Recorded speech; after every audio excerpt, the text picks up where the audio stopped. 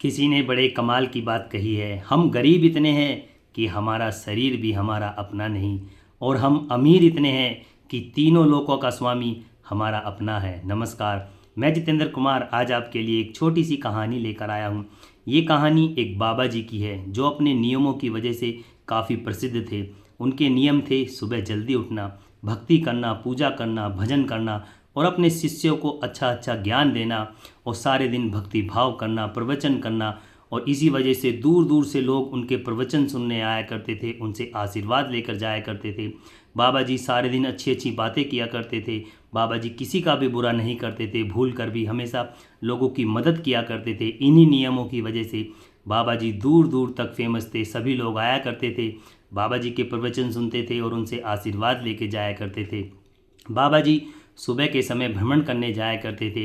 एक दिन बाबा जी सुबह के समय भ्रमण कर रहे थे तो बाबा जी ने एक देवदूत देखा। देवदूत को हर कोई व्यक्ति नहीं देख सकता, देवदूत को केवल वही व्यक्ति देख सकता है जिनने जिनने बहुत सालों से लगातार भक्ति करी हो, बहुत साल से लगातार पूजा करी हो।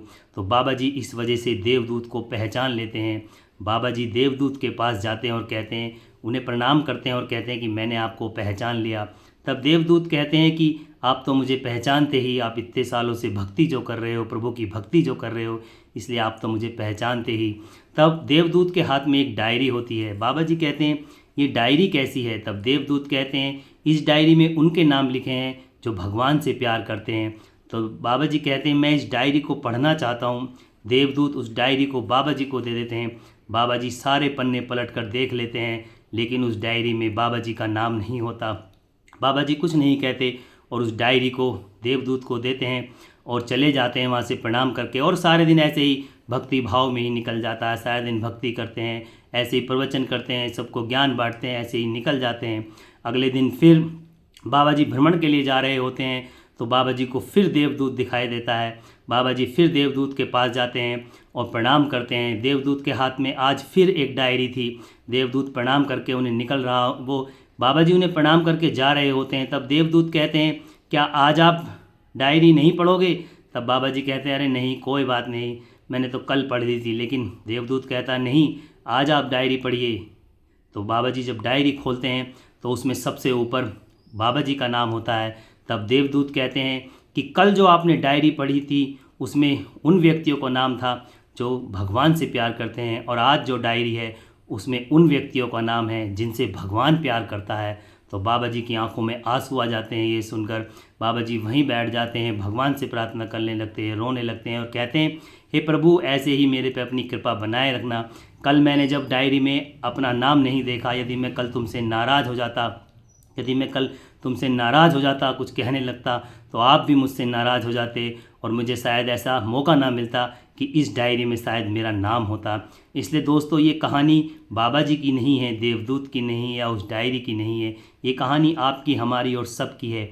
कई बार हमें जीवन में वो चीज़ें नहीं मिल पाती जिनमें हम चाहते हैं। इस वजह से हम नाराज़ हो जाते हैं, दूसरों पर गुस्सा करने लगते हैं। इसलिए हमेशा ये सोचिए कि भगवान ने हमें जो दिया है वो हमारे लिए तत्पर है। हमेशा भक्ति कीजिए, भगवान पर विश्वास कीजिए, आपको वो सब चीज़ें अपने आप ही मिल जाएंगी जो आप चाहते हो। हमेशा भगवान पर विश्वास करो, भगवान की भक्ति पर विश्वास करो।